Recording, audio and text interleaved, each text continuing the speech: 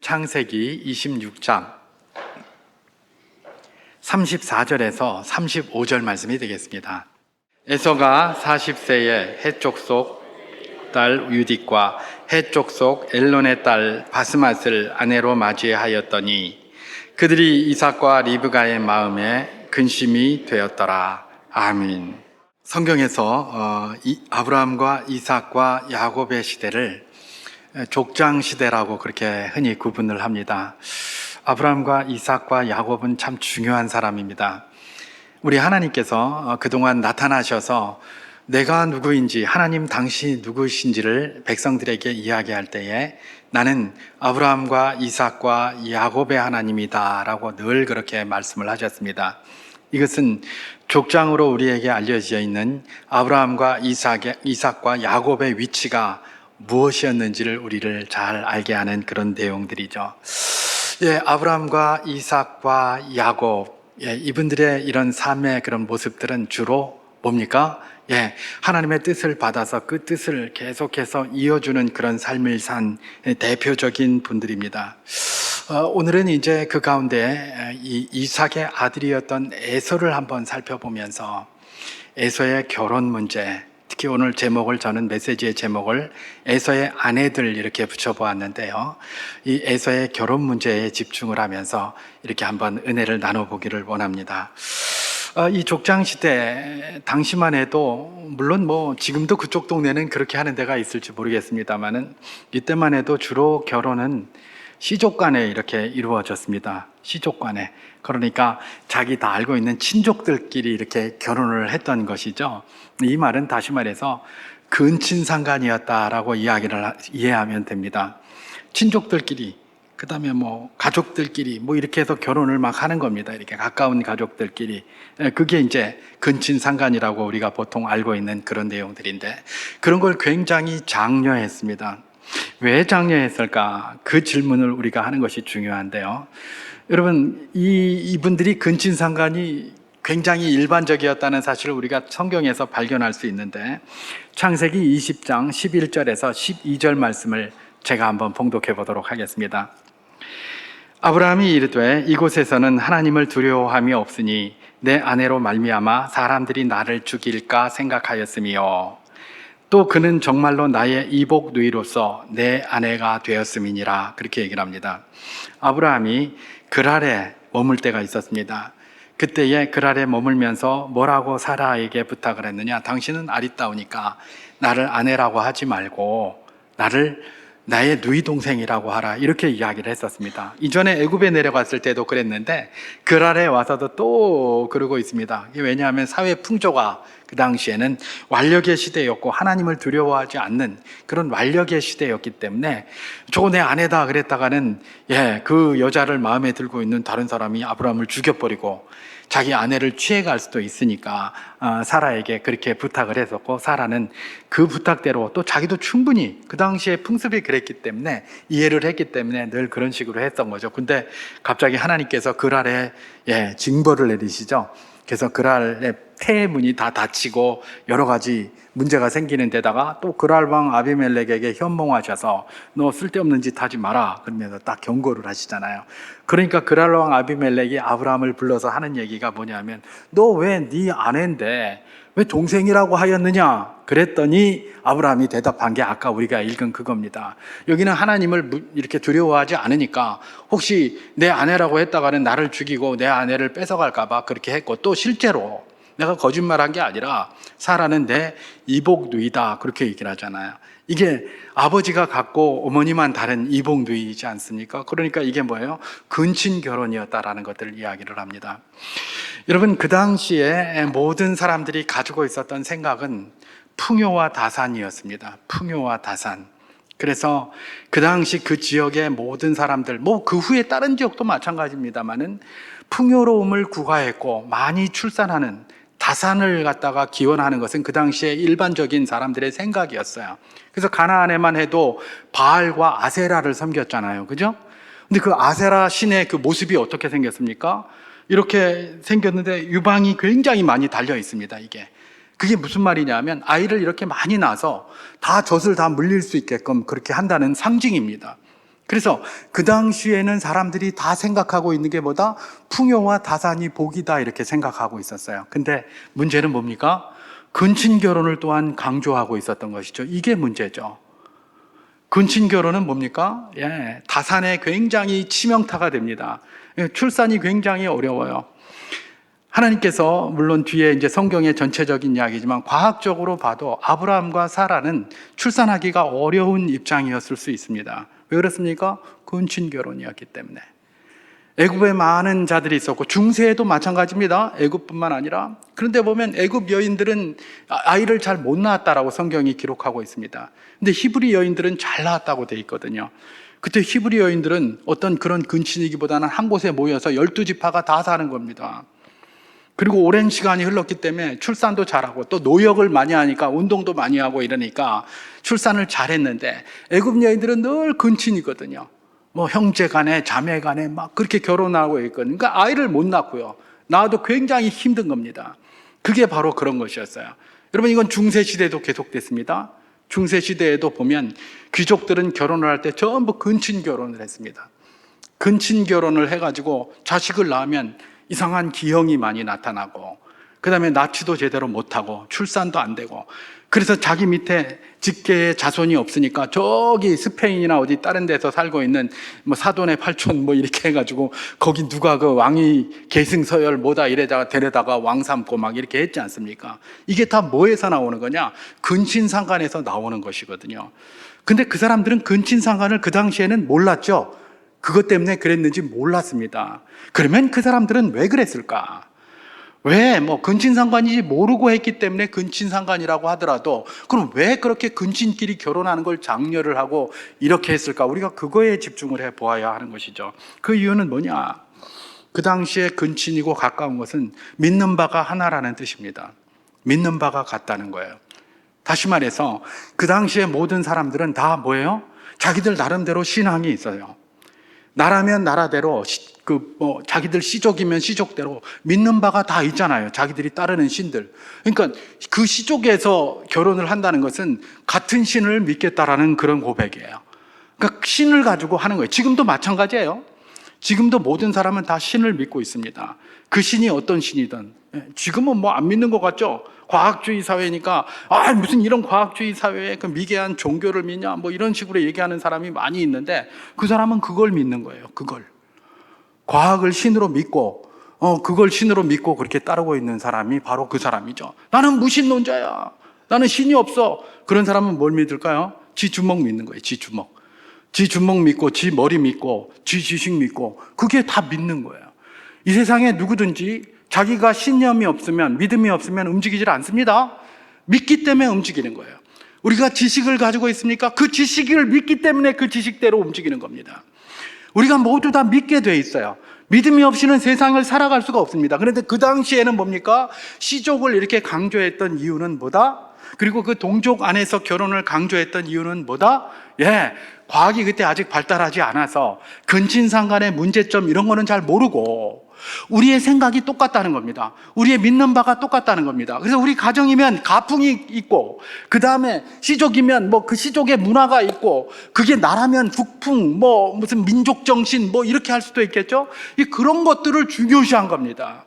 자, 그래서 어떻게 한 겁니까? 우리 믿는 바가 하나가 되어야 된다라는 그런 강조를 그 당시에 굉장히 많이 했던 것이죠. 그래서 족장시대만 하더라도 일반적이었고 그건 그 이후에도 계속해서 있어 왔습니다. 계속해서 있어 왔어요. 나중에 과학이 발전하면서 무슨 근친상간에 대한 위험이나 이런 것들이 나오고 나서도 계속해서 그렇게 하고 있습니다. 지금도 뭐 일본은 사촌하고도 결혼하고 뭐 그런다고 하더라고요. 근데 뭐 잘 모르겠어요. 어쨌든지 간에 그렇게 이제 흘러왔던 것들입니다.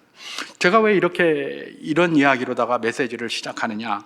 오늘 본문을 들어갈 때 이런 상황을 고려하면서 본문으로 들어가기를 원해서 그렇습니다. 왜냐하면 오늘 본문이 이 이삭의 장남이었던 에서의 결혼에 대해서 이야기를 하고 있기 때문에 그렇습니다. 자, 오늘 본문 창세기 26장 34절을 제가 한번 봉독해 보도록 하겠습니다.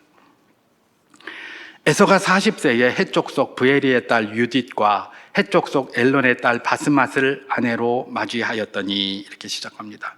에서가 40세에 결혼을 했다고 합니다. 결혼을 했는데 문제가 뭡니까? 뭐 결혼한 게 뭐가 문제가 되겠습니까? 문제가 뭐냐? 헷족속에게서 아내를 맞았다는 겁니다. 헷족속은 아브라함의 그쪽 시족이 아니잖아요. 그죠? 여러분, 이삭은 누구하고 결혼했습니까? 예, 자기 시족하고 결혼을 했어요. 사라, 자기, 리브가, 그죠? 아브라함, 자기 아버지 아브라함이, 예, 자기가 길리우던 엘리에셀이라는 종이 있었는데 그 엘리에셀 종을 부릅니다. 불러가지고 니 나한테 맹세해라. 내 아들 이삭을 결혼을 시켜야 되겠는데 이 가나안 이 주변에 있는 여인들에게서 말고 내 시족에게 가서 아내를 데리고 와라. 그리고 그 약속을 해라. 왜냐하면 아무 데서나 데리고 와가지고 이거 뭐 거기서 데려온 거 맞습니다 이렇게 속일 수도 있잖아요. 그러니까 너 내 환도뼈 밑에다가, 환도뼈는 자기의 전 인생을 의미합니다. 손을 넣어라. 그리고 그 손을 넣고 약속을 합니다. 반드시 거기 가서 데리고 와라. 그래서 이 엘리에셀이 가서 데리고 온 여인이 누굽니까? 리브가예요. 그래서 이삭과 리브가가 그렇게 결혼을 했습니다. 그런데 지금 그들이 낳은 아들 장남이 에서인데, 에서가 결혼을 했는데 뭐예요? 예, 헷족속 구에리의 딸 유딧과 헷족속 엘론의 딸 바스맛을 아내로 맞이하였다. 이렇게 돼 있는 겁니다. 예, 시족이 아닙니다. 자기들 전통은 시족에게서 이렇게 하는 것이고, 그건 그 자기들뿐만 아니라 주변에 있는 다른 사람들도 그렇게 많이 해요. 그랬는데 자기는 지금 어떻게 한 겁니까? 예, 그것과 상관없이 엄마 아빠 묻지도 않고 신경도 안 쓰고 자기 멋대로 헷족속의 딸들을 데려다가 결혼을 하였다라는 겁니다. 근데 이삭의 나이가 몇 살이었다고요? 40세였다고 합니다. 에서의 나이가 40세였다고 합니다. 이삭도 40세에 결혼했습니다. 근데 에서도 지금 40세에 결혼했어요. 여러분, 40이라는 말이 어떤 의미인지 아시죠? 예, 인간이 할 수 있는 최상의 그런 시간입니다. 그래서 우리 주님께서는 금식을 하셨습니다. 며칠 금식하셨죠? 40일 금식하셨어요. 근데 그건 사람이 할 수 있는 게 아니었어요. 그래서 그 후에 그 사도 바울이 그 당시에 벌칙에 대해서 이야기를 합니다. 근데 벌칙도 40대를 안 때리고 40에 하나 가만매를 때렸어요. 왜냐하면 40은 이건 인간을 초월한 거기 때문에 그건 더 이상 그렇게 할 수 없다 이렇게 생각한 거예요. 그래서 39대까지만 때리는 거예요. 더 못 때려요. 그게 그 법으로다가 되어 있을 정도예요. 여러분, 40이라는 말의 의미는 우리나라에도 아주 의미가 있습니다. 왜냐하면 우리도 유학의 전통에 많이 익숙해져 있잖아요. 유학에서는 40살 먹은 사람을 뭐라고 얘기를 합니까? 불혹이라고 그러잖아요. 불혹의 나이. 불혹은 세상의 유혹에 넘어가지 않는 게 40의 나이다라는 것 아닙니까? 그죠? 유학에서도 그러고 성경에서도 그러고 40이라는 것은 충분하다는 겁니다. 다시 말해서 이 말은 뭐냐면, 에서가 결혼을 했는데 그 당시의 상황과 모든 것들을 충분히 고려할 만하고 충분히 모든 것들을 알 만한 사람이었다는 의미입니다. 충분히 모든 것들을 알 만한 사람이었는데 결혼을 어떻게 했다고요? 헷족속하고 했다는 그 이야기를 하고 있는 겁니다. 지금 이게 나이가 늦게 결혼했다 이런 의미로 받기보다는 충분히 알만하고 모든 유혹으로부터도 좀 자유로울 수 있고, 충분히 부모의 뜻도 알만하고 막 이런데 그렇게 그냥 그 결혼을 어떻게 한 겁니까? 자기 시족에서 한 게 아니라 헷족속에게서 했다는 겁니다. 이 말은 뭐예요? 자기들의 그런 신앙과 그런 모든 것들을 받아들일 준비가 안 된 자와 결혼을 했다라는 것들을 의미한다고 보면 틀리지 않습니다. 그래서 문제가 이렇게 되고 나니까 어떤 문제가 생겼습니까? 창세기 26장 35절 말씀을 제가 한번 봉독해 보도록 하겠습니다. 그들이 이삭과 리브가의 마음에 근심이 되었더라, 이렇게 얘기를 합니다. 여기서 그들은 바로 그 유딧과 바스맛을 이야기합니다.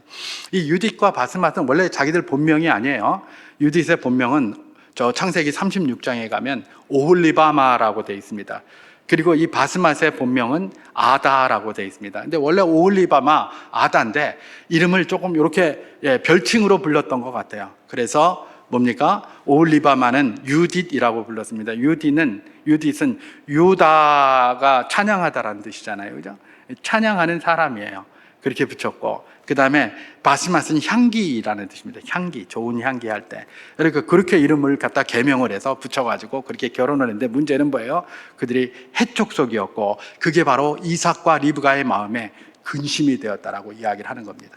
그들이, 그 이방 여인들이, 이게 시어머니하고 시아버지의 마음에 영 안 드는 겁니다. 이게 여러분, 에서의 이런 결혼들, 네, 이렇게 왜 큰 문제가 있느냐? 요즘 분위기는 그래요. 그런데 이게 왜 근심을 할 정도가 되느냐? 그 씨족 안에서 결혼 안 한 이것이 굉장히 큰 근심이 된 이유가 있어요. 왜냐하면 이 에서가 부모의 뜻을 묻지 않았다는 결과를 보여주고 있거든요.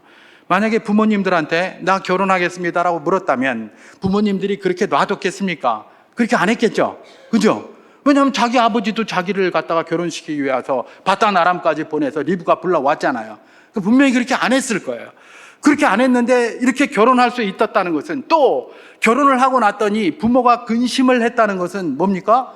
부모한테 묻지도 않고 따지지도 않고 그냥 가서 한 거예요. 왜 했을까요?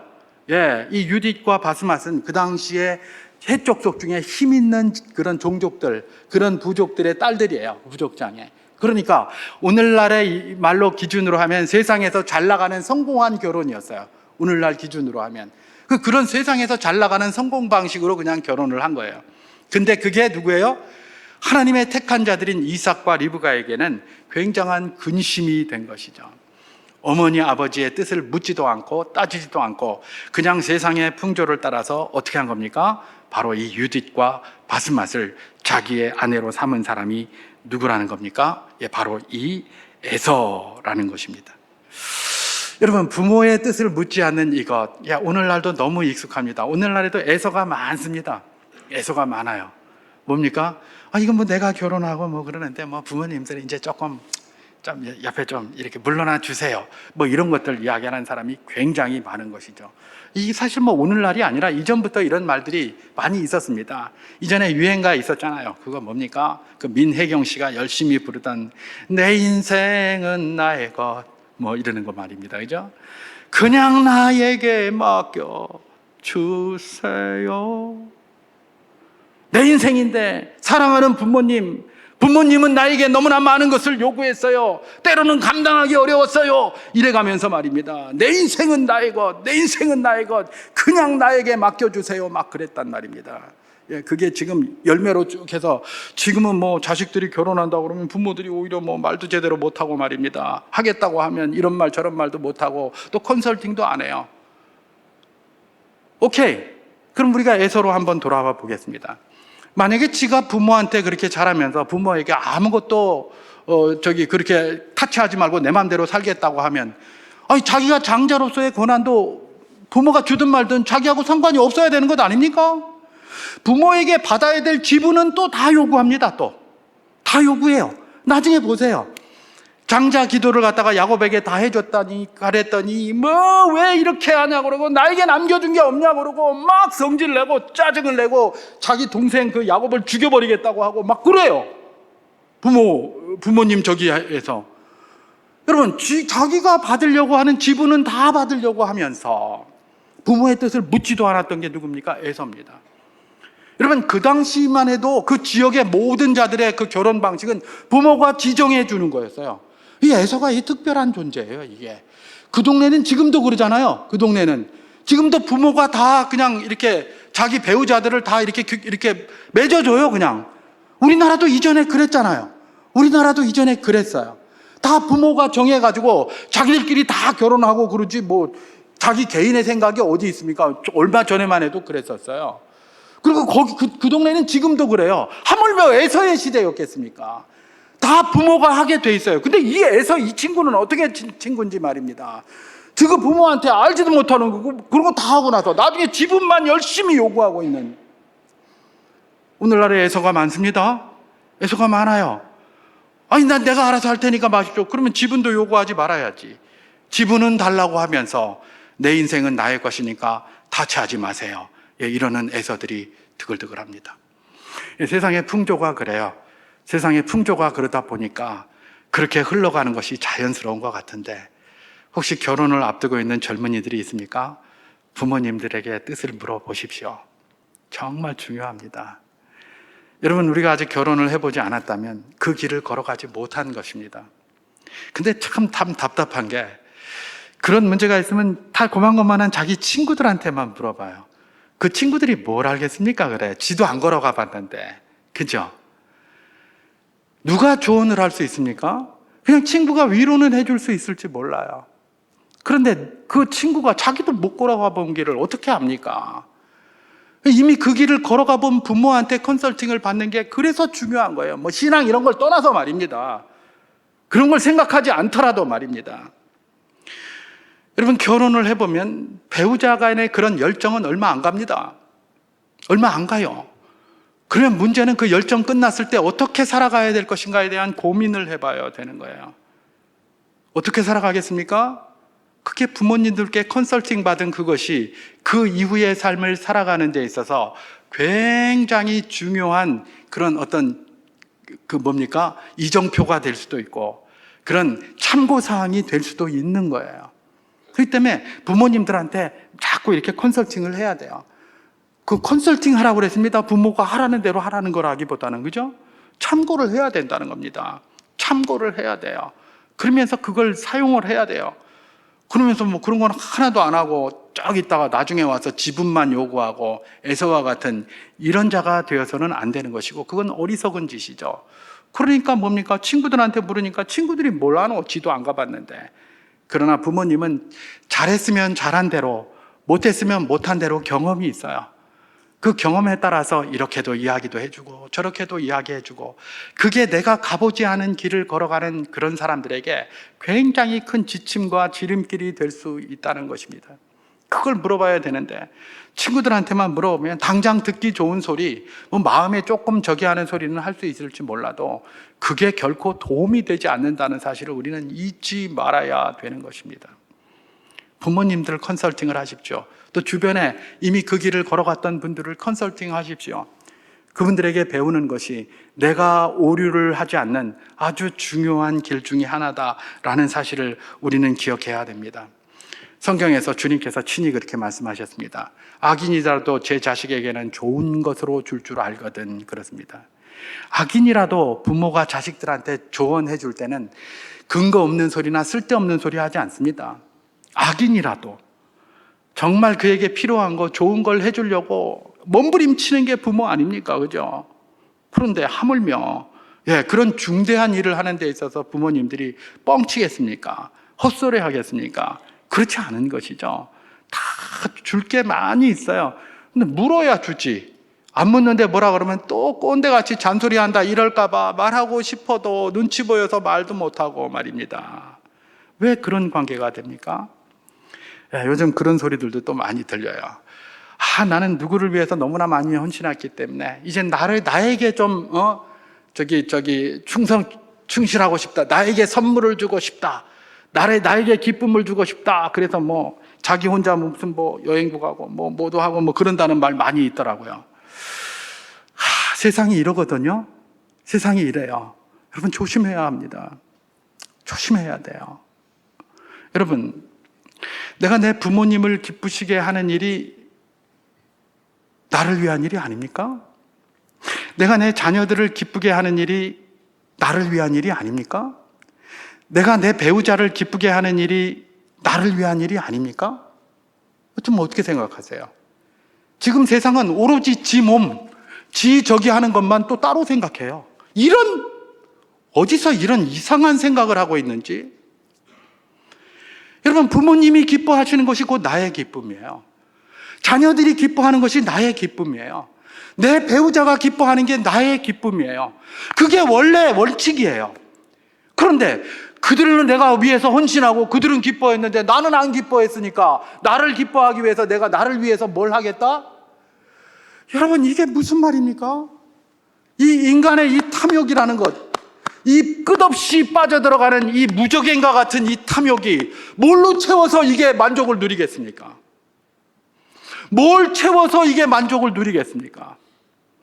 여러분, 이전에 우리 믿음의 부모님들, 우리 부모님들이 자식을 위해서 헌신한 것, 그 자식만을 위해서 했을까요? 아니요. 그거 하면서 자기가 기쁨이 있는 거예요. 그 기쁨 때문에 한 거예요. 똑같아요. 지금도 마찬가지예요. 부모님께 하고 자식에게 하고 배우자에게 하고 주변에게 하고 거기서 기쁨을 누리는 거예요. 그게 기쁨이에요. 여기다가 금치렁하고 뭐 아무리 해보세요. 기쁨이 얼마나 가나 한번 해보세요. 백으로다가 뭐 우산 쓰고 백 이고 다니고 그거 해보세요. 그 무슨 뭐 기쁨이 있겠습니까? 거기, 그죠? 생각을 바꿔야 합니다. 이 세상이 자꾸 그런 거 가르치고 그게 당연한 것으로 생각해서 그렇게 하게 합니다. 아닙니다. 아닙니다. 하나님 말씀에 귀를 기울이시기를 주님의 이름으로 축원합니다. 하나님의 말씀은 내 부모의 기쁨이 곧 나의 기쁨이고, 내 자녀의 기쁨이 곧 나의 기쁨이고, 내 배우자의 기쁨이 곧 나의 기쁨이다. 이 사실을 잊지 않는 복된 분들 될 수 있기를 주님의 이름으로 축원합니다. 이 에서는 그런 거 묻지 않았어요. 그리고 지 멋대로 지 마음대로 했던 것이죠. 이 에서의 실수 중에 하나가 또 있는데, 부모의 뜻을 묻지 않았을 뿐만 아니라 심지어 그건 그 당시에 세상에서도 하고 있던 건데 그것도 안 따랐을 뿐만 아니라 에서는 자기 집안이 어떤 곳인지 전혀 고려하지 않았습니다. 여러분, 이삭의 집안이 어떤 집안입니까? 우리가 잘 아는 것처럼 언약의 계승자의 집안 아닙니까? 하나님의 언약이 자기 집을 통해서 흘러 들러가게 돼 있는 거예요. 그래서 사도 바울은 갈라디아서 4장 28절에서 뭐라고 이야기를 했습니까? 제가 한번 봉독해 보도록 하겠습니다. 갈라디아서 4장 28절입니다. 형제들아, 너희는 이삭과 같이 약속의 자녀라 이랬습니다. 다시 말해서 이삭과 같이, 이삭에게 그 흐르는 그런 혈통의 그런 약속이 있는 것처럼 그리스도 안에 있는 너희들도 약속의 자녀다. 사도 바울이 신약시대의 이야기를 한 거예요. 다시 말해서 이삭의 가정은 어떤 가정이에요? 언약의 계승자의 가정이에요. 그러면 그 언약을 갖다가 계승할 수 있는 그야말로 친족 가운데, 다시 말해서 믿음 가운데 있는 자들, 여호와를 자기 하나님으로 믿을 수 있는 자들을 택했어야 돼요. 그건 이방인은 이방인들 중에서도 구약에서도 이방인을 배척한 게 아니에요. 구약에서도 이방인 이렇게 이야기를 하죠. 이방인이라고 이야기를 하지만 이방인이라고 다 아닌 게 아니라 이방인조차도 뭐예요? 우리가 잘 알지 않습니까? 룻기에 나오는 룻은 모압 여인이었어요. 그죠? 모압에는 그모스라는 신을 섬기고 있었어요. 그랬는데 이 모압 여인 룻이 나중에 어떻게 합니까? 나오미가 베들레헴으로 돌아오려고 할 때에 그의 동서 오르바는 돌아가라 그랬더니 다시 그로 돌아갔어요. 근데 룻은 어떻게 합니까? 어머니의 하나님이 나의 하나님이 되고 내가 그 하나님을 평생 섬기고 살겠습니다. 신앙 고백했어요. 그래서 그 룻이 어떻게 된 겁니까? 이방인이었지만 이 베들레헴에 왔고 하나님 메시아의 계보를 잇는 그 혈통으로 쓰임받은 것 아닙니까? 여러분, 라합은 어떻습니까? 라합도 원래 여리고 사람이었습니다. 이방인이었어요. 가나안 민족이었어요. 그런데 그 라합이 뭐로 고백했습니까? 너희의 하나님은 상천하지의 하나님이다. 나는 그 하나님 믿겠다. 신앙 고백을 한 거예요. 여러분, 신약이든 구약이든지 간에 민족 이게 아니라 모두가 다 신앙 고백을 한 자들은 다 뭐예요? 하나님의 백성으로 인정했고 그들과 함께 교류를 할 수 있었던 것이고 그들을 메시아의 계보로 삼으셔서 우리 주님이 태어난 것 아닙니까? 그게 바로 그런 내용 아니겠습니까? 그죠? 그러니까 그걸 갖다가 해야 되는데 이 에서는 자기 집안이 뭔지 계승자로서의 그런 언약의 계승자로서의 그런 어떤 집안의 그런 가풍을 전혀 생각하지 않았어요. 좋습니다. 나는 내가 편하게 살겠다. 내가 결혼해서 내 부인하고 내가 살겠다는데 집안은 무슨 집안? 이렇게 생각합니까? 오케이. 집안으로 그렇게 하면 그렇게 했습니다. 근데 왜 지가 결혼함으로 말미암아 지금 이삭과 리브가도 보여주듯이 왜 다른 사람은 고통을 받아야 합니까? 너무 이기적인 거 아닙니까? 그렇잖아요. 우리가 다 떼어놓고 다 떼어놓고 왜 지조차고 결혼했는데 다른 가족들이 다 고통받아야 됩니까? 그렇잖아요. 지금 이삭과 리브가의 고통이 얼마나 큰 고통이었는지 뒤에서 제가 한번 봉독해 보인 창세기 27장 46절을 제가 한번 봉독해 보도록 하겠습니다. 창세기 27장 46절입니다.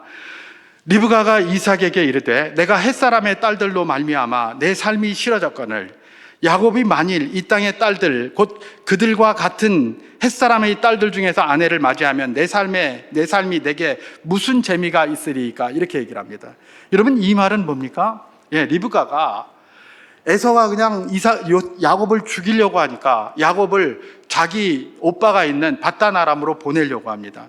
보내려고 하는데 이유를 만들어야 될 것 아닙니까? 그래야 이삭에게 남편에게 이야기해서 보낼 것 아닙니까? 그런데 이걸 갖다가 남편에게 이야기를 할 때 뭘 이야기를 한 겁니까? 여보, 보세요.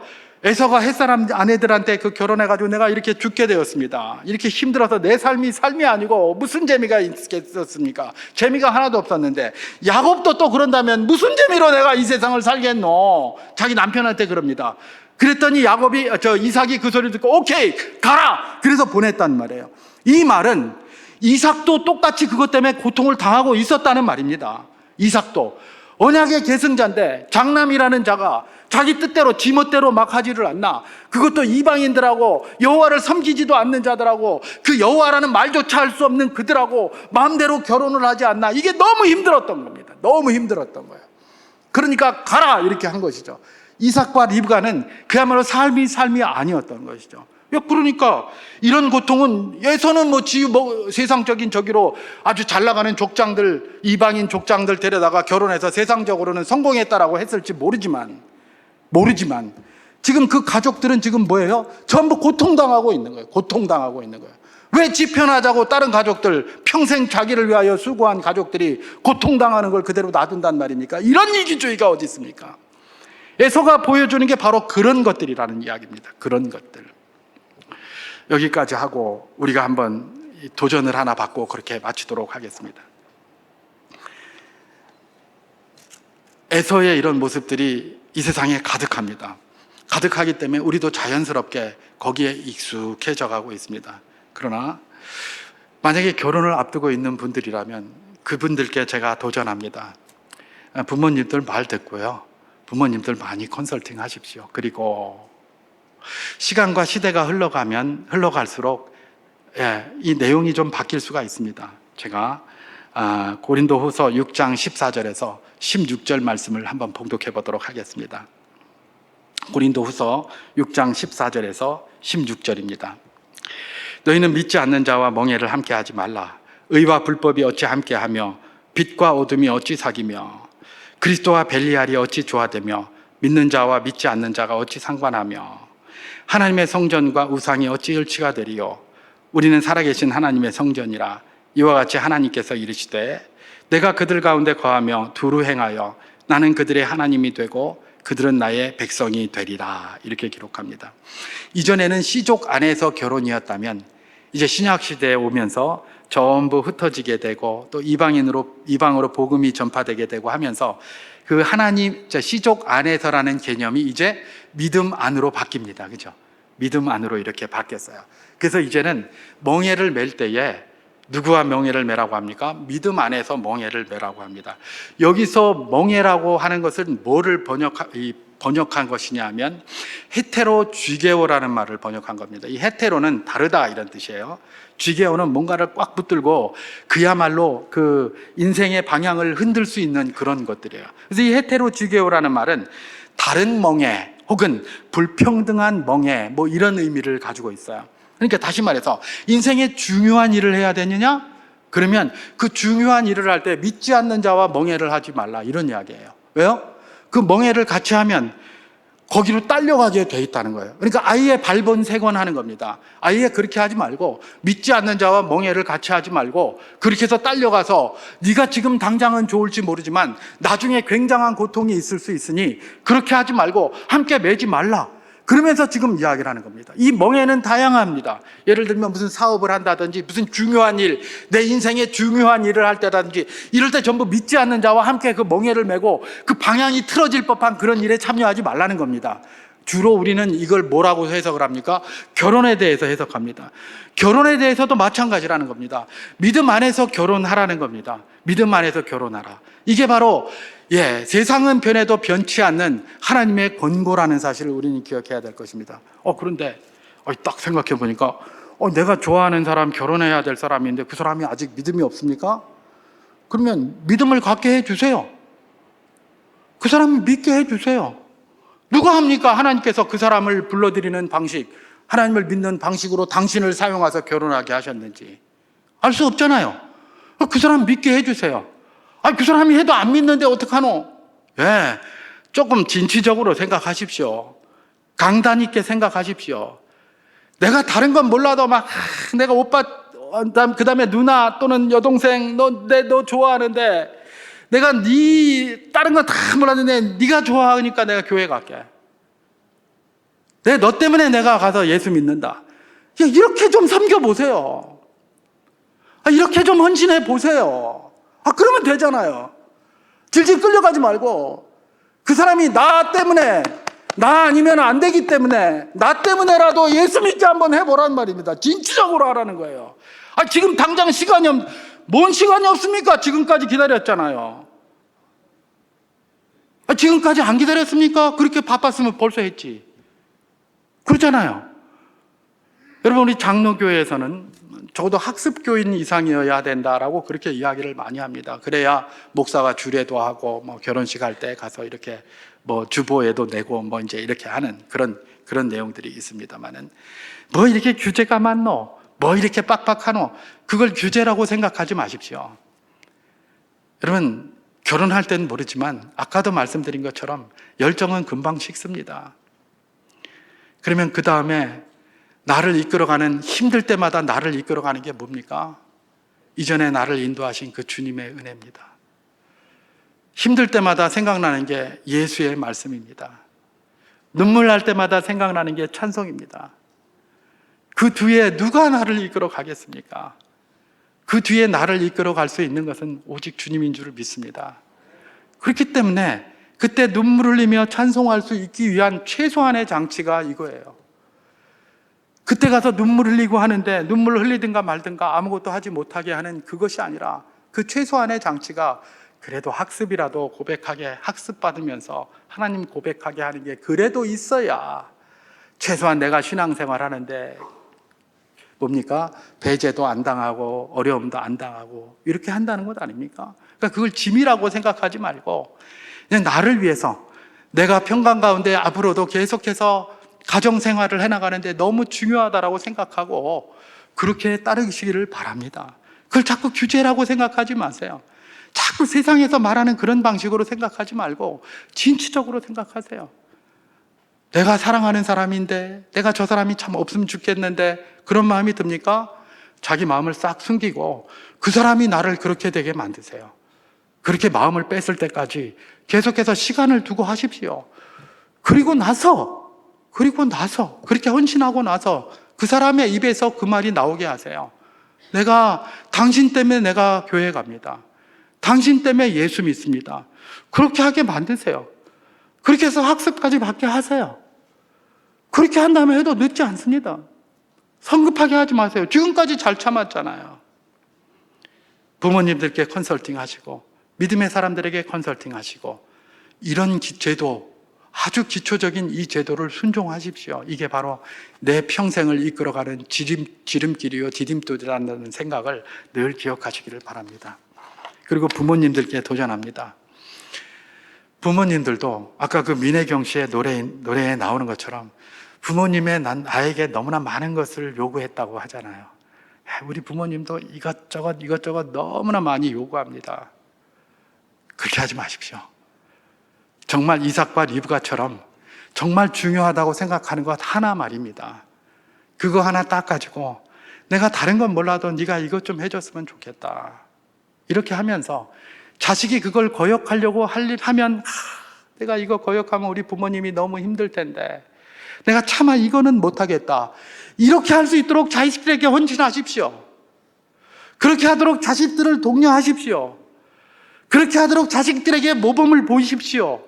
그냥 이것저것 하라고 막 자꾸 이야기하면서 이것저것 거기다가 또 올리고 해서 숨도 못 쉬게 하지 마시고, 내가 그런 건 다 요구 안 하는데 이거는 내가 좀 지켜줬으면 좋겠다라고 하나 하십시오. 그냥 그러면 자식들이 그거 다 어기다가도 그거 하나 듣고 그냥 마음에 짐이 돼가지고 말입니다.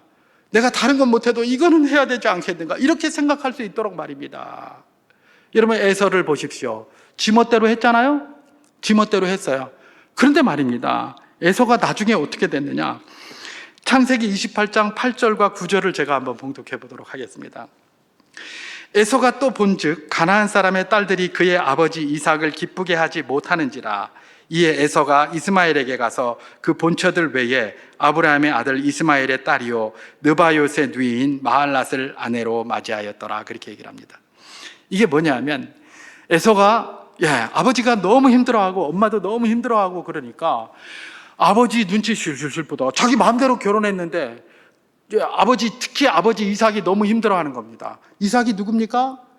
에서도 잘 알잖아요. 자기를 아버지가 얼마나 사랑하는지. 그죠? 알아요, 자기도. 너무나 사랑하는지 알고 그렇게 자기를 사랑하는 이 아버지가 자기가 그냥 그 해적 속에게서 아내를 들어간 것 때문에 너무 힘들어 하니까 야, 이거 이래서 되겠나. 그래서 누구예요? 시족에게 가서, 이것도 실수한 건데, 시족에게 가서 결혼을 해야지. 그리고 데려온 게 이스마엘의 딸이에요. 네. 그것도 언약의 계보가 아닌데, 어쨌든 시족이라고 계속 강조를 했으니까 그렇게 한 거예요. 지금 이 에서도 처음에는 뭐 부모고 뭐고 아무 신경 안 쓰고 그냥 그렇게 했다가 부모님이 너무 힘들어 하니까, 아이고, 내가 이거는 그래도 힘들게 하면 안 되겠다 싶어가지고 이스마엘의 딸 데리고 온 거예요. 이렇게 하라는 겁니다. 부모님들, 우리 자식들에게 이렇게 하십시오. 너무나 많은 짐 주지 마시고, 이것도 요구하고 저것도 요구하고 다 요구하면 도대체 뭘 따라야 될지, 그거 다 요구하다가는 내가 그냥 감당하기 어려울지도 몰라요. 그러니까 내가 다른 거는 다 모르겠다. 그러나 이것 하나는 좀 꼭 좀 지켜줬으면 좋겠다. 그런데 그걸 어기려고 했더니 그냥 자식이 마음이 무너지고 힘들어서, 내가 다른 건 몰라도 부모님이 이것 때문에 힘들어하는 건 나는 못하겠구나 라는 그런 마음을 누구가 말해서가 아니라 스스로 느낄 수 있도록 부모들이 자녀들을 헌신하시고 그들을 독려하시고 그들을 이끌 수 있기를 바랍니다. 그럴 때에 부모님과 자식이 합력하여 선을 이루시는 하나님의 놀라우신 뜻이 언약의 계보의 자손들인 우리 집안, 우리 자손들 가운데 충만하게 흘러넘칠 줄 믿습니다. 그러나 이건 사람의 힘으로만 잘 되지 않습니다. 하나님께 기도하십시오. 하나님, 이런 삶이 우리 가정의 삶이 되게 하여 주시고 나와 내 자손의 삶이 되게 하시고 주의 은혜 가운데 있게 하여 주시옵소서. 날마다 주의 도우심을 구하면서 내가 뭘 하는 저기 다른 부분이야, 나는 헌신한다, 최선을 다한다, 최선을 다해서 상대방으로 하여금 감동하여 이렇게 하지 않으면 안 될 것 같은 그런 느낌을 가질 수 있도록 최선을 다할 수 있는 복된 분들 될 수 있기를 주님의 이름으로 축원합니다.